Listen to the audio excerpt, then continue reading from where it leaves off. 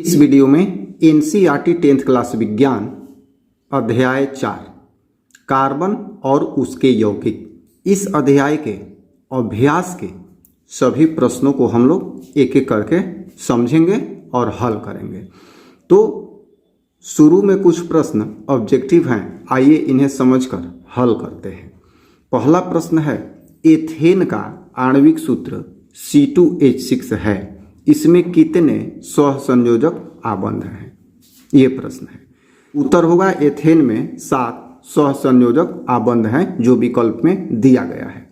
किंतु कैसे 7 सहसंयोजक आबंध हैं ये समझते हैं। देखिए, ये है एथेन अर्थात सेचुरेटेड हाइड्रोकार्बन है, संतृप्त हाइड्रोकार्बन है, अर्थात इस हाइड्रोकार्बन में कहीं भी डबल बॉन्ड नहीं होगा और जितने भी सिंगल बॉन्ड अर्थात एकल बॉन्ड होते हैं उन्हें सहसंयोजक आबंध के नाम से जाना जाता है। तो ये C2H6 C और C के बीच अर्थात कार्बन और कार्बन के बीच एक बॉन्ड होगा और बाकी जो हाइड्रोजन है ये 6 हैं, कार्बन पे लगे रहेंगे दोनों कार्बन पे, तो एक एक एकल बंध से लगते हैं। तो एक C और C के बीच और 6 7, जिसे आप स्ट्रक्चर बना के भी खूब आसानी से समझ सकते हैं। तो एथेन में 7 सहसंयोजक आबंध होते हैं, ये इसका उत्तर होगा। दूसरा प्रश्न है, ब्यूटेनोन चतुर कार्बन यौगिक है, इसका प्रकार्यात्मक समूह है, अर्थात क्या है?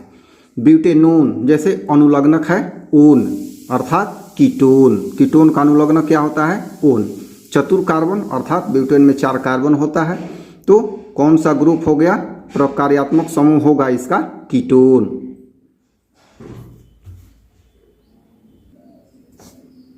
अगला प्रश्न है, खाना बनाते समय यदि बर्तन की तली बाहर से काली हो रही है तो इसका मतलब है कि, अर्थात इसका क्या मतलब है जब खाना बनाते समय बर्तन की तली काली हो रही है? तो यह स्पष्ट है कि बर्तन की तली जब काली हो रही है अर्थात ईंधन पूरी तरह से नहीं जल रहा है। इसमें एक विकल्प है ईंधन आर्द्र है, तो आर्द्र ईंधन भी पूरी तरह नहीं जलता है, तो सबसे उचित विकल्प यही होगा ईंधन पूरी तरह से नहीं जल रहा है। और जब ईंधन पूरी तरह से नहीं जलेगा तो कार्बन जो है जाके खाना बनाने वाले बर्तन की तली पर बैठेगा जिससे बर्तन काला होगा। अगला चौथा नंबर प्रश्न है, CH3Cl में आबंध निर्माण का उपयोग कर सहसंयोजक आबंध की प्रकृति समझाइए।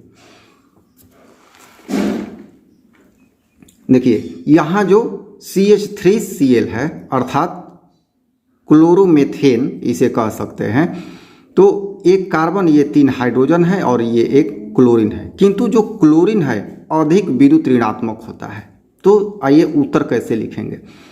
CH3Cl 4 सहसंयोजक आबंध है, किंतु Cl अपेक्षाकृत अधिक विद्युत ऋणात्मक होता है, इसलिए यह ध्रुवीय सहसंयोजक आबंध होता है।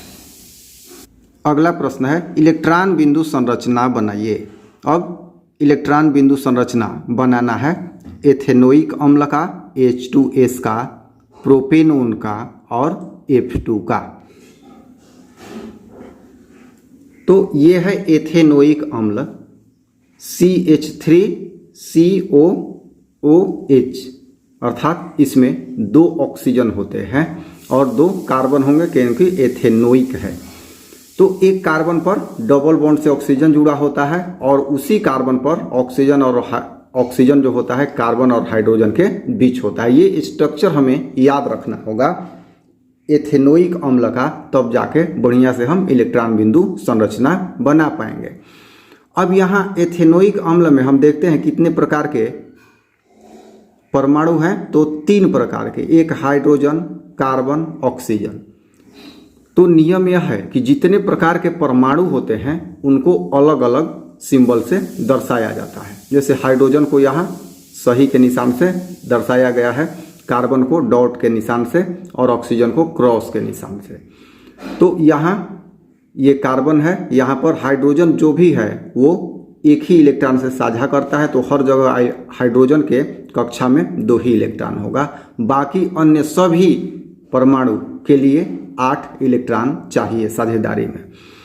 तो यहाँ इस तरह का हम बना लेंगे। अगर विशेष समझ इस पे बनाना हो तो इसके लिए अलग से वीडियो डाला गया है, उसे आप देखिएगा। इसका आप स्क्रीनशॉट ले सकते हैं और इसको समझ सकते हैं। समझ में ना आए तो कमेंट करें। अब है H2S, तो S एक है और हाइड्रोजन जो है 2 है, सल्फर है बीच में और दोनों साइड हाइड्रोजन है। हाइड्रोजन के लिए 2 चाहिए, तो यहाँ सल्फर के 1 इलेक्ट्रॉन से ये साझा कर लिया, इधर भी कर लिया, और सल्फर के पास 6 होता है और दोनों किया है तो दोनों से ये भी करेगा, तो 6 इसका और 1 इसका 8 अष्टक पूरा हो गया। इस तरह से इसका हो गया।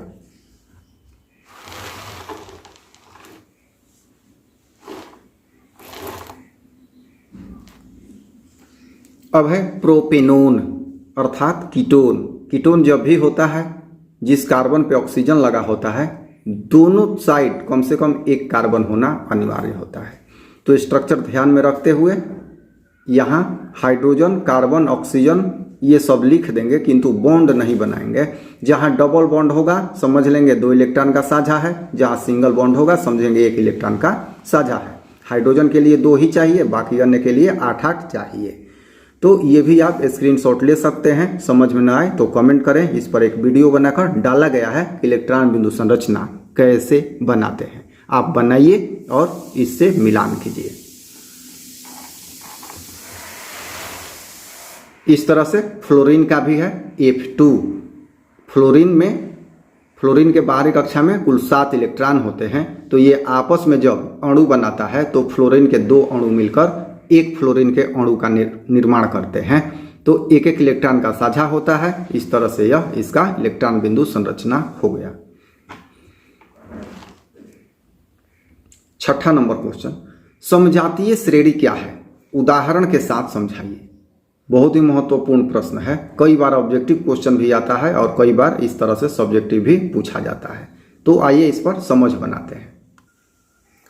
तो पहले डिफिनेशन समझ लेते हैं। समजातीय श्रेणी वैसी श्रेणी जिसके सभी सदस्यों के प्रकार्यात्मक समूह एक समान हो, उसे समजातीय श्रेणी कहते हैं। अर्थात प्रकार्यात्मक समूह एक समान होते हैं और उसके जितने भी सदस्य होंगे उस प्रकार्यात्मक समूह के वो समजातीय श्रेणी कहलाएंगे।